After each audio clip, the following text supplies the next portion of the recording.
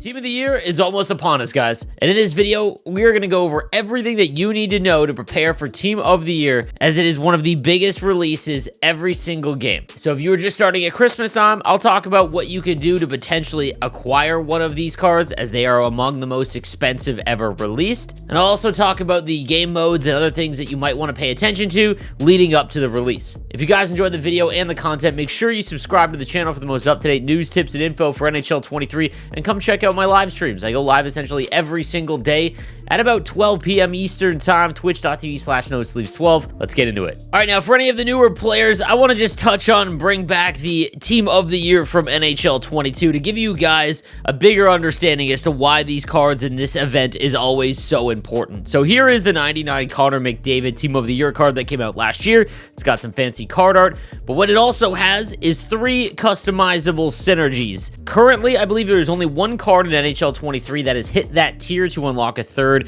synergy, and I believe that's the X Factor Matthew Barzal. It also has a slew of superstar abilities and a different zone ability, more than likely from his X Factor counterpart. Now, this is at 99. However, this was released at 96 overall. Now, again, for anyone that is newer to the game, doesn't really know how Team of the Year works, these cards will upgrade to their highest released card for free every single time a new card is released. So when this card was launched, it was a 96 overall. When he got a 97 overall prime time for free, this card upgraded to match the highest overall 97 prime time. That is why these are so important. They are essentially 99 overall cards that you no longer have to pay for upgrades for. Unlike X Factors, where they unlock a new tier every time a newer card is released, there is a cost associated to that. And as you get into the higher 90s, you will see that X Factors become some of the most expensive cards in the game to go up just +1 overall. That is why Team of the Year cards are so advantageous, because you don't have to worry about that cost anymore. Now, last year and the prior 2 years before it, I believe it has been position locked, meaning that it is the best center, left winger, right winger, left defenseman, right defenseman, and goaltender. Now, I believe NHL 20, it was a nomination system,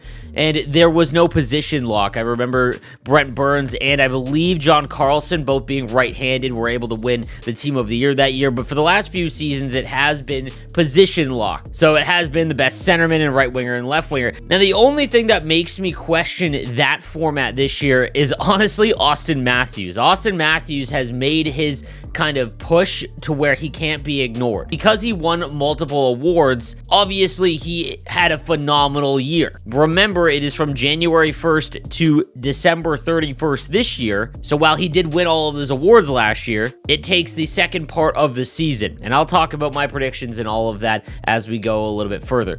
But talking individually about these cards, anyone that has an X Factor, it was very important, because if you had an X Factor maxed out, let's say for Brad Marchand or Mikko Rantanen, because they were X Factors last year, you were able to trade them in for a far reduced cost to make one of these cards.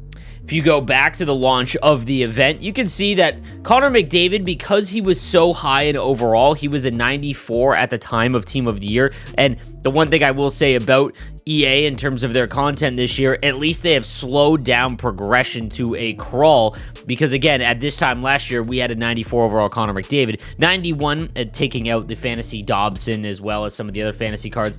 91 is essentially the highest card released right now. So because Connor was so much higher than everybody else, his cost was far higher. So it was 175 collectibles to make Connor McDavid from scratch. Now, at the time of that, it was about 7,000, 6,800 in that range for a collectible, just costing about 1.1 million to make Connor McDavid's Team of the Year. Now, if you had his X Factor fully maxed out, that dropped the cost significantly down to 86 collectibles, and it made it about 578,000 coins plus his upgraded X Factor. Something you guys need to remember if you have X Factors for Team of the Year cards. So Connor McDavid, Igor Shesterkin, again, spoiler alert of who my predictions are, make sure you have some power-up collectibles, because if you do not have them, they are more than likely going to be +1 higher than what they are currently. So you need to upgrade the X Factor to the highest tier before you can trade it in. So just remember that if you've gone all out to make and have resources for collectibles, make sure you've got some power-up collectibles, because there is more than likely going to be a cost for that. So let's talk about the rest of the release, the Hedman, Marchand, Rantanen. even Vasilevsky. EA does not take into account what is the more valuable card. So usually a goaltender is far less valuable than all of the other cards because, well, goalies really won't help you all that much and they're not really sought after simply because, I mean, especially in NHL 23, goaltenders are an absolute disaster. That being said, they take the overall into account. So if everyone is the same overall, the cost will be the same. EA does not take into account the value, like I said. It looks at the overall, and that is what the amount should be. So last year, it was 80 collectibles for any of the other Team of the Year cards. So Rantanen, Marchand, Hedman, all of them were 80 collectibles, which is a little bit more than half of what McDavid was. On top of that, if you had a maxed out X Factor, it was only 31. So if you have been upgrading some of these X Factors, it only costing you 31 collectibles will give you a shot at multiple of them. Now, the next question I'm going to get is it worth it to go out and buy the X Factor before the launch of the Team of the Year, upgrade it all so that when it does come out, you're able to get the discount? Now, I'm not going to lie, unless you have power-up collectibles from Hut Champs or a ton of untradeable cards, it's not really worth it. So we'll take Roman Josi, who in my opinion is locked into Team of the Year, regardless if they do position lock or not. You're going to have to spend, this is on PS5, let's say about 350,000 coins. Let's be a little, reserved there. So 350,000 coins just to get the X Factor, okay? And then to upgrade them all the way to the end, it's actually cheaper in most instances to actually just spend the coins. It's going to cost you another 240,000 coins to get him up to his 90 overall. Now remember, he is going to require another tier more than likely when it launches. So again, let's say that's about another 65,000 coins. You're looking at about 655,000 coins. And honestly, going by last year, it was actually cheaper just to make them from scratch. So the only instance in which I would recommend this, again, is if you have a lot of collectibles, if you've been playing the game since the launch and you've been saving them up, you play a lot of Hut Champs, that kind of thing. That's the only way I would recommend actually using those upgrades other than just having the card already. If you have the card, the X Factor untradeable, honestly, I would just wait until the event launches before you spend everything to upgrade them up because you never know. Maybe they'll go off the board and pick somebody else, but just that's something to keep in mind. All right, now let's talk about preparing. So honestly, if you haven't started yet, maybe you just got the game, it is going to be very difficult for you to even acquire just one. But regardless, we're going to try and get you there. So what I would do this week is try your best to max out rivals to the point of at least platinum, regardless of what division you're in. Now, I've said this since the beginning of the year, taking untradeable rewards is still the best value for you because you are getting the most amount of cards, and that doesn't change, especially right now. But what I would do, as of this recording, it is happening on a Wednesday. Rewards will come out at 5 p.m. Do not spend your rivals' rewards. Save them for this week so that when Team of the Year comes out, you have got a ton of packs saved and ready to go for your chance to maybe, if the stars aligned, actually pull a Team of the Year. Now, if you are brand new to the game, here's how I would recommend your time. Because your team is also going to be lagging behind, I would be playing squad battles this week. I would try to max out and get as high as you possibly can, aiming for Elite 1. Now, you don't need to max out every single game, and if you don't know how to max out squad battles, you can go ahead and watch my squad battles video. It shows you the best ways to score and actually max out your points very easily. However, Elite 1 will give you a bunch of coins and packs that are tradable, which is important because if you can get more tradable cards, even if you can't afford Team of the Year, prices are going to skyrocket during this week. So let's say you have a few 87s, maybe you have an 88 overall, but you really don't have a way to actually get a Team of the Year card. You can sell those cards for the highest possible price they're probably going to be until Team of the Season, which doesn't happen until late March. Also, let's talk about objectives. Again, you're going to be running out of time for this, but if you've just started, this is probably your best shot at it. If you go to objectives into Nations of Hockey, I've made a video about this, but I'll recap it quickly. If you play an absurd amount of games, 670 games, with at least one Nations of Hockey card in your lineup, now you can have an entire lineup of them. What I would recommend is try and get as many as you can. Maybe even 6, 7. It's going to cost you about 100,000 coins. Even if you just started, try and spend all of your coins on getting the cheapest Nations of Hockey card, and then when you go and play squad battles, it will stack. So if you have 10 cards, every time you play a game, you will get 10 games towards these objectives. Why these are important is because if you can get all 30, what you can do is go over to sets, and there is a nice little hack going on right now because of the World Junior event. So if you go to sets and the Nation of Hockey sets, you can go and do this set a bunch of times. All right, so this is going for 4 Nations of Hockey collectibles. It is going to give you a random 85 overall choice pack for the World Juniors. Now, why that's important is because if any of those cards from those nations medal, they will go up in overall. So let's say, I guess after Canada's first game, maybe it's not Canada. However, if let's say you get Shane Wright in your pack, you've just turned 4 Nations of Hockey collectibles into a 90 overall, which will trade in for a much better amount of collectibles. Now, what you can also do is if you have them in the store or in your collection, what you can do is go to open now. As you see, I've got one here. You can see all of them that are here. I did not pull a very good one. Germany, Slovakia, and Switzerland. What you can do is just hit the menu button on Xbox or PlayStation and then close out of the game. So again, you just go like this and it will, what we call dashboarding, and that pack will be in the store. It will not change the contents, but you can go make your selection at a later time. Now, again, why that's important is because you will get 30 of those collectibles. With 30 of them, you can make 7 of those packs, and obviously, that's more valuable than making 189 or 90 overall MSP for this event, because you have the shot at trading in multiple cards that will upgrade. If the card wins gold, they will go up by +5. If they win silver, +3, and bronze, +1. It is just an easy shot at upgrading those cards to get more collectibles. All right, now let's talk about sets, because here is where I think that the change will come from last year. Now, this year, if you take a look at some of the events, so the Fantasy Hockey event would be one, but more recently, the Stars of the Month, you'll notice that they are much cheaper in terms of the amount of collectibles required to make one of these cards. So for the November Star of the Month choice set, it costs 11 collectibles, which would be a solid value if they operated the same. But if you go into sets here, it looks like they far reduced the amount of collectibles needed, but the cost is huge, right? Because you only get one for an 86 overall and above card. This is how I would expect Team of the Year to operate, and I don't know if it's because they just want to market it as less collectibles, regardless if the cost is higher, but I think this is how it will work, meaning that if you wanted to trade in 83 overalls, it's only going to give you 1 collectible for 4 of them. Now, I could be wrong here, and it could operate exactly like Nations of Hockey and other events that have come out in the past, and again, it is much cheaper. We'll go through it right now. If you go to the collectible sets, for example, it only takes 3 83s, and you will get 2 Nations of Hockey collectibles. You can see how much more you get just for the same, the same amount of cards traded in, and it is obviously much higher, but it requires much more collectibles to make an MSP than it does the Stars of the Month version. So I'm not sure how it is going to operate. And I'm not going to tell you what would be the cheapest on the market, everything like that, because the second I do that, it will all just change after the second I record this video. But it is simple math, guys. If you go and take a look right now, 83s are probably the best value,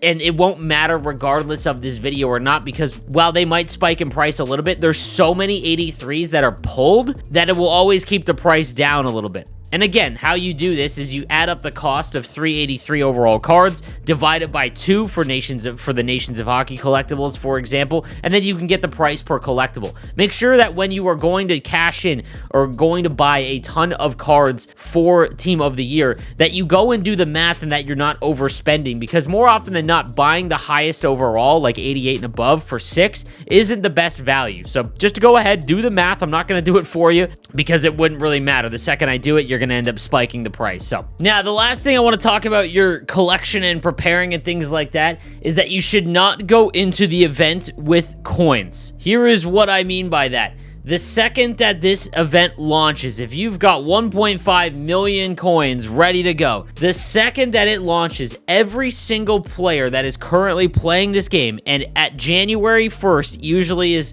the early beginning parts of January, is when the player base is at its highest. Yes, more than launch of the game. Everyone is going to be buying cards. They didn't prepare.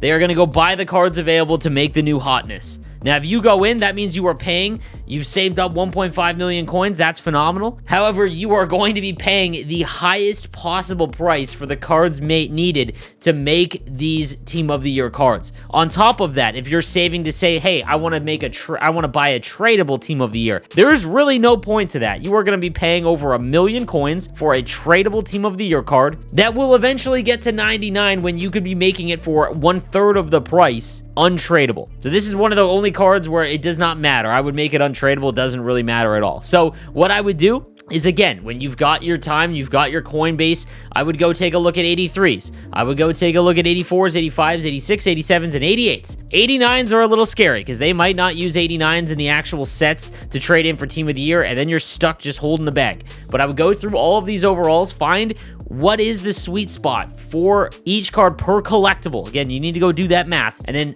save it in your collection of cards. Do not have a ton of coins going into this event because you are going to be paying the highest possible price once this releases. Speaking of releases, because the Nations of Hockey event was leaked to be 4 weeks long, meaning that this Friday we will get one more week of 4 Nations of Hockey Master Set players.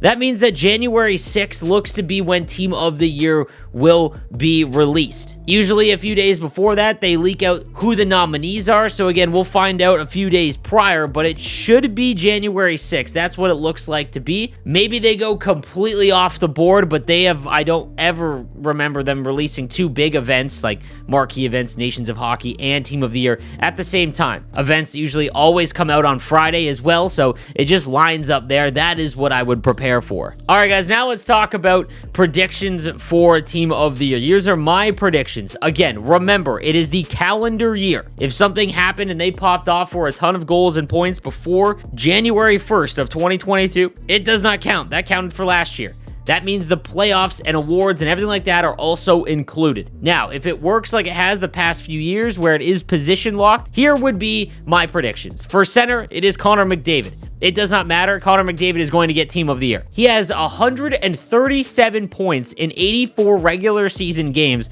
in the calendar year of 2022. Add in the fact that he has another 33 in the playoffs. He is absolutely running away with this. There is no way, whether it be position locked or it's 3 forwards, 2 defensemen, and a goalie, Connor McDavid is getting a Team of the Year, which is why his X Factor is one of the most sought after. If you do not have his X Factor, I would be doing X Factor sets that are available to you to try and get him. The other lock, regardless of position, if it's position locked or it's just 2 defensemen, is Cale Makar. He had 89 points in the last regular season games for this year, plus another 29 in the playoffs, including a Stanley Cup. He is going to be the right-handed defenseman for Team of the Year, which again is why having his X Factor card is very valuable. If you've got it all the way maxed, you're going to be able to cash that in for a much cheaper price to get Cale Makar's Team of the Year. The other lock, in my opinion, is Roman Josi. He's got 93 points. He is the highest scoring defenseman in the regular season over the course of 2022.